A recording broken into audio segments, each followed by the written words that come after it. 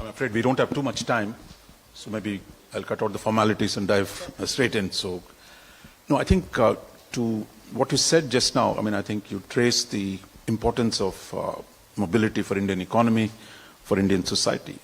But it was not too long ago that we used to talk about brain drain. Then came around 2000 when the Vajpayee government actually started the Pravasi Bharatiya Divas. I mean, actually you began from talking about brain drain, you started celebrating the achievements of the Indian diaspora abroad. But now I see a third phase where your government is actually promoting mobility by doing this migration and mobility agreements. So how has this new phase come? I mean, what is the thinking behind that the government is taking the lead to promote the movement of our talent around the world? No, you're right. I think we have evolved. I think the brain drain perspective was very much more reflective of a protectionist era where we saw a zero-sum game between us and the world. That if something went out to the world, it was lost to us. And that has obviously changed because as you know, the diaspora grew and maintained its connect, you realize actually that they were an asset and they were a link rather than, you know, a loss. The second phase to me was important because it was actually a strong psychological, emotional message, a realization that actually someone who's mobile, someone who's emigrant, someone who's already emigrated, actually maintains the linkage to India. I think it needed, you know, a very grounded political understanding of Indian society, rather than a very academic, theoretical view of people.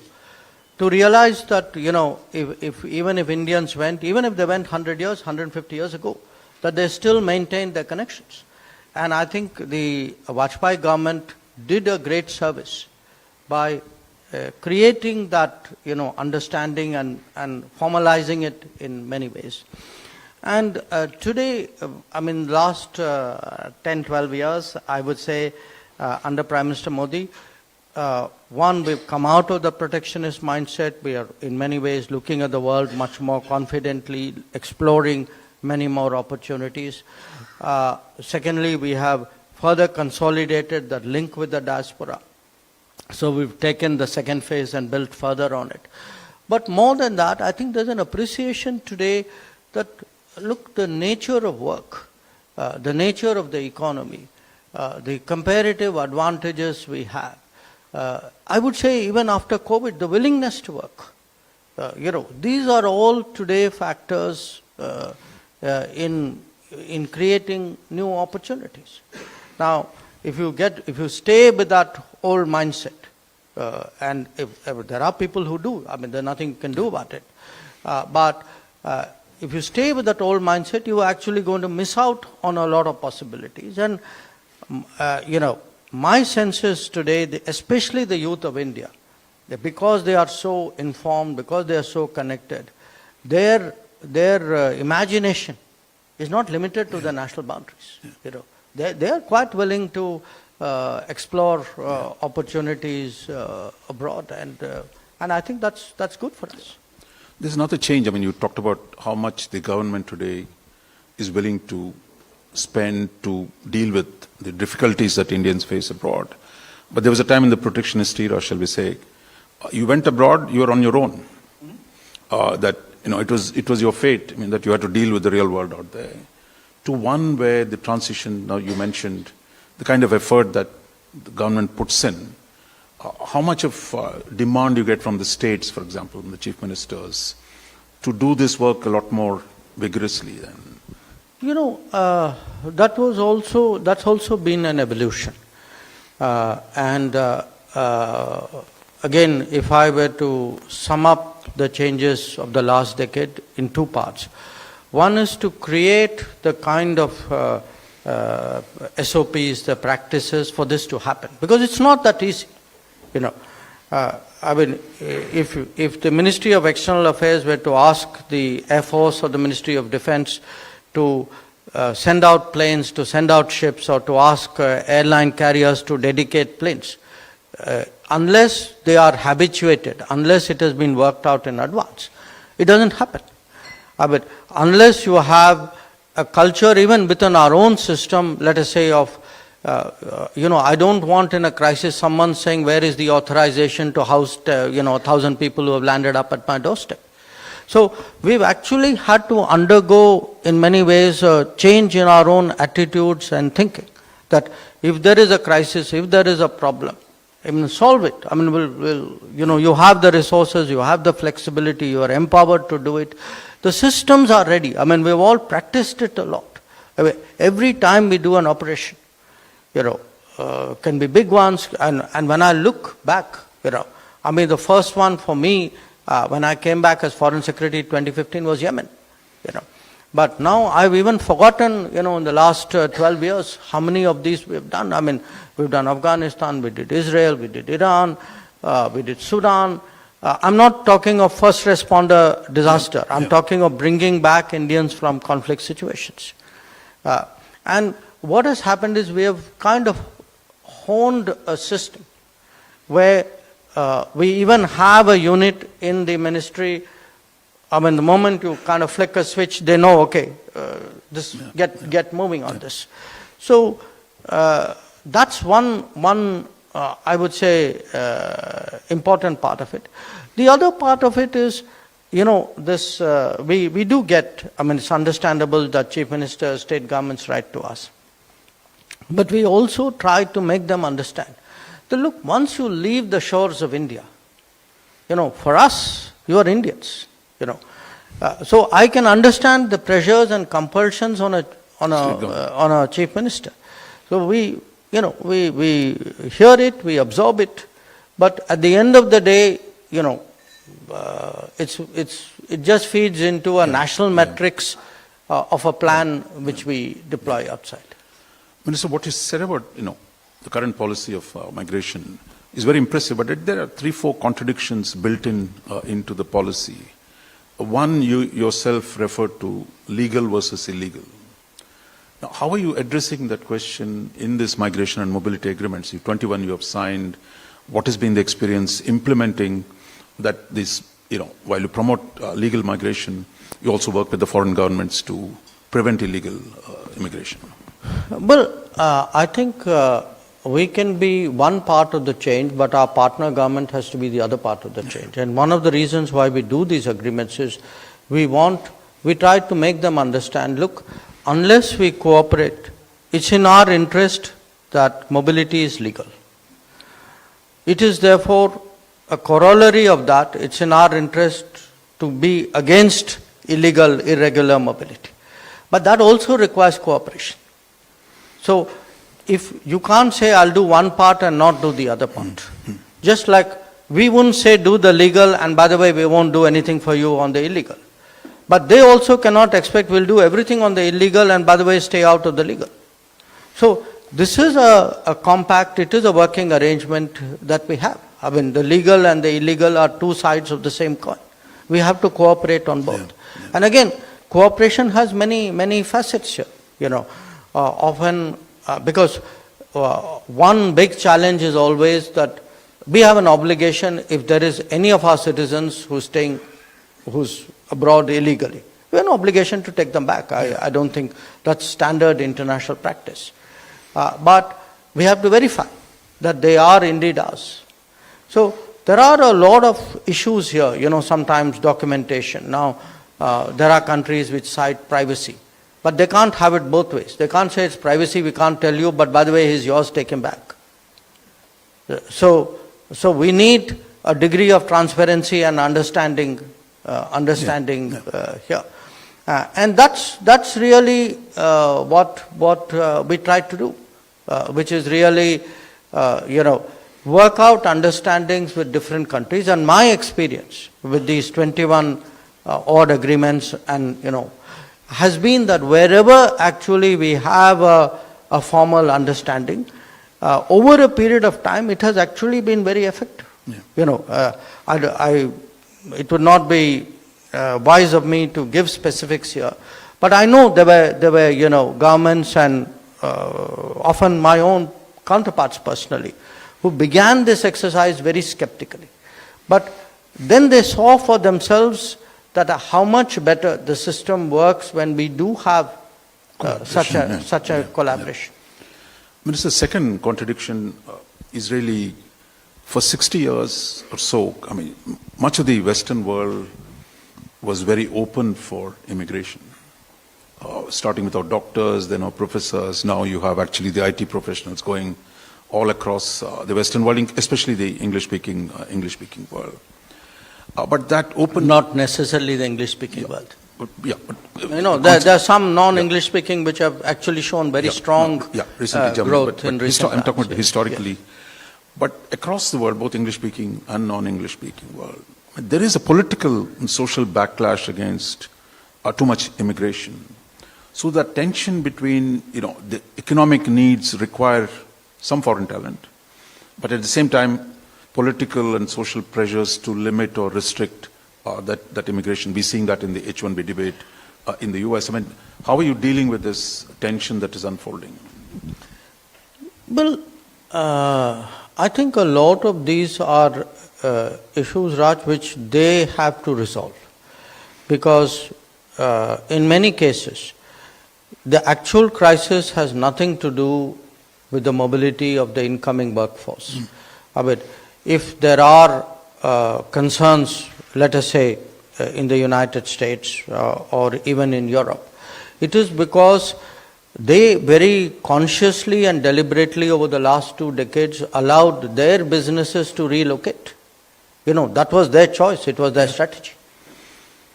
So if there is pressure on jobs in many of the developed countries, the pressure on jobs is less because people came in those sectors. It is more because they allowed manufacturing to go out, and you know where. Yeah.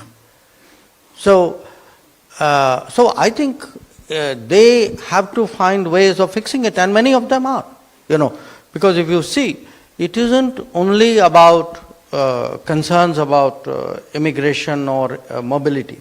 It is also about loss of jobs and about recreating manufacturing and pulling back, what was allowed to leave over many decades. So I can't give you a simple answer to it, but the part which concerns us is to convince them that mobility, the use of talent across boundaries, is to our mutual benefit. That they would be net losers if they actually erect too many roadblocks to the flow of talent.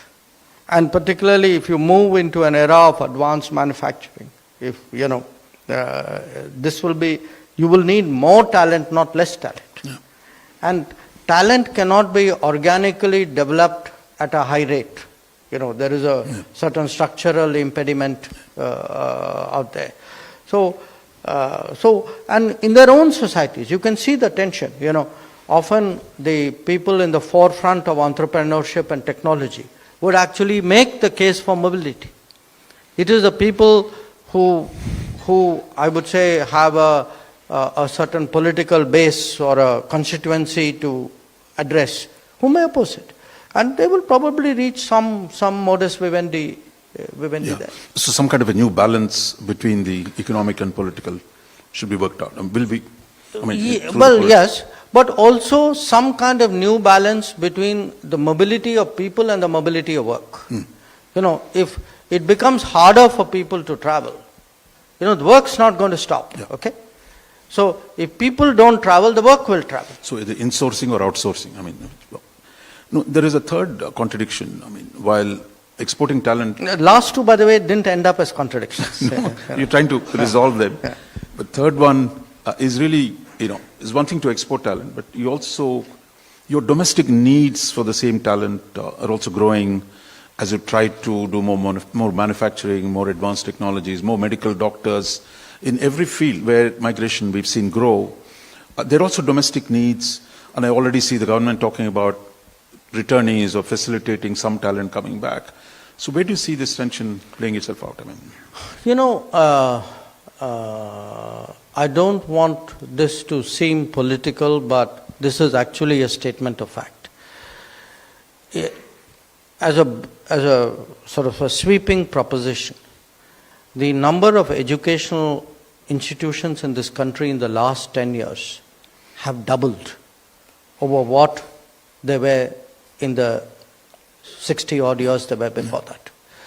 What actually happened was after the first spurt, we somewhere plateaued. I mean, you and I are of the same generation. Probably when we left school, there were 5 IITs in the country. Till when we hit the our middle age, there were still 5 IITs in the country. You know, the manner in which, I'm just using IIT as a shorthand, I mean, don't take it literally. But the manner in which, let us say, our engineering schools, our technical schools, our medical schools, our nursing institutions, I mean, take whichever field. We didn't see, if you had a certain growth rate, it made common sense your capacities should have paralleled the growth of your economy. It didn't happen. So it's actually been, in the last 10 years, there's been this huge emphasis on increasing capacity. And why I say that to you is, you are not going to solve this problem, this apparent contradiction you refer to. You can't tell people, don't go out to work. There's a freedom of movement. We're a democratic society. They have a freedom to travel. If they get better prospects, of course they will look at it. The common sense thing is to create opportunities at home. To create opportunities at home, you need to address both the demand side and the supply side. The supply side means you've got to, keep increasing your output of skilled and talented people.